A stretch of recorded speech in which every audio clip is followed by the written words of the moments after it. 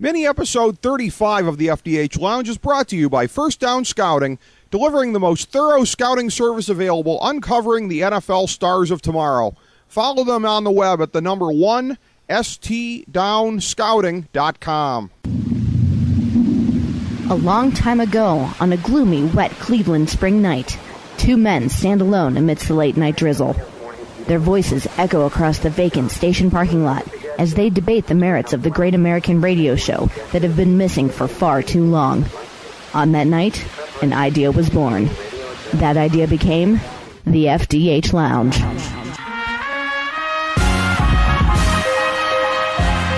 Welcome to the FDH Lounge. Welcome to mini episode number 35 of the FDH Lounge and our 10th adaptation of the FantasyDraftHelp.com Insider in this format after 7 seasons on our previous platform.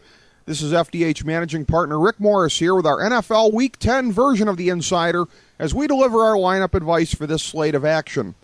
First of all, since we have different platforms where this is available, we urge you to view this on our fantasy blog at FantasyDraftHelp.blogspot.com because of the links we posted that precede this webcast. In particular, we have links to our Fantasy Football Draftology 2011 guide, Google News and CBSSports.com for injury news, and the NFL.com Week 10 homepage for scores and updates. Additionally, we will update there as needed with any big news during the weekend.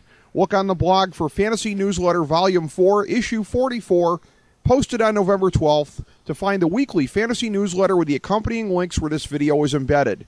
We've got some additional preface notes that we'll be delivering every week as well. First of all, our advice is probably a bit different than some in the industry.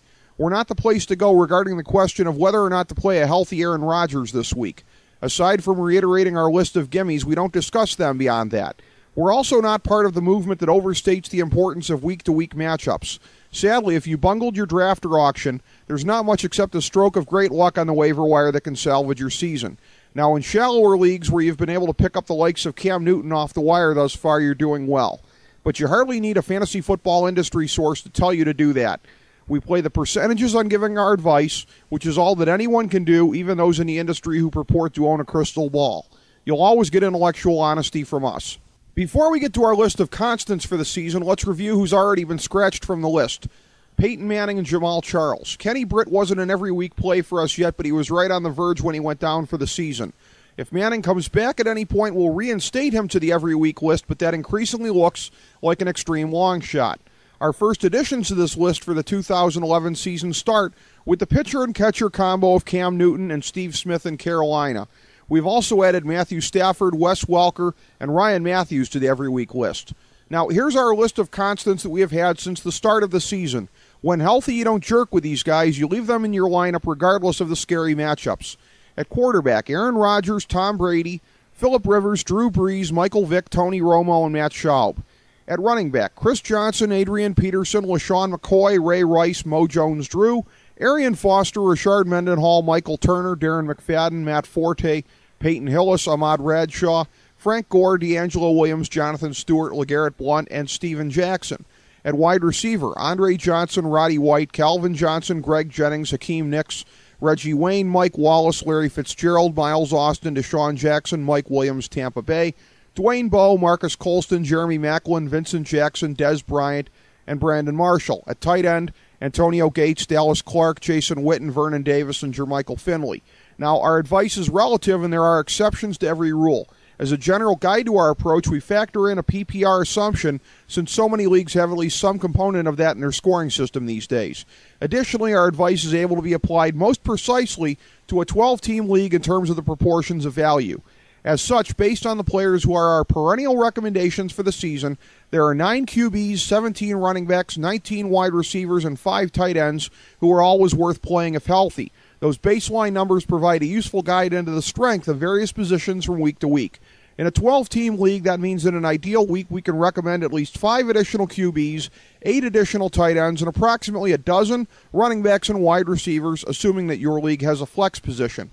Okay, with our lengthy but necessary setup out of the way, let's get into this week's best lineup plays.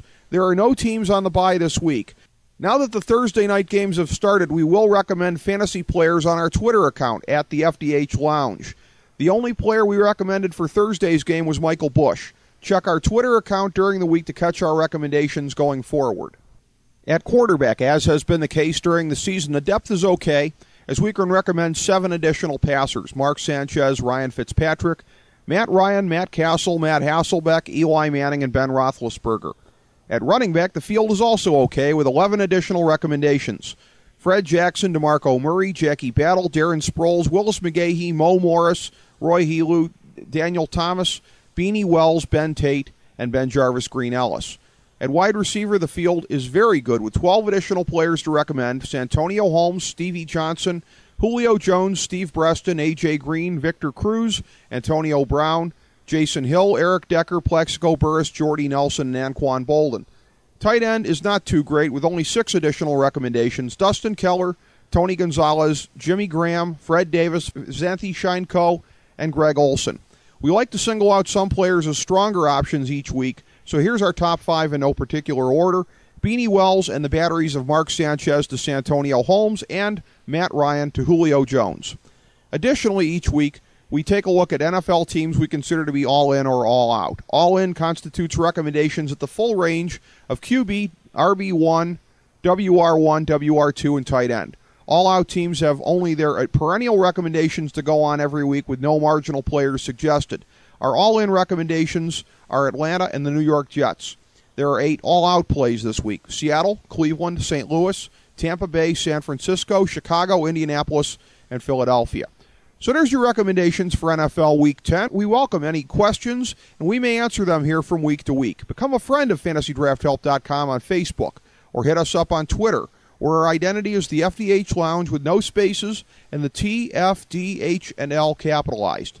Thanks for checking us out. Go break off a little value on your opponent this week, and be sure to sample our other Nothing is Off Topic mini episodes, including our recent conversation with rock superstar Steve Perry from the FDH Lounge.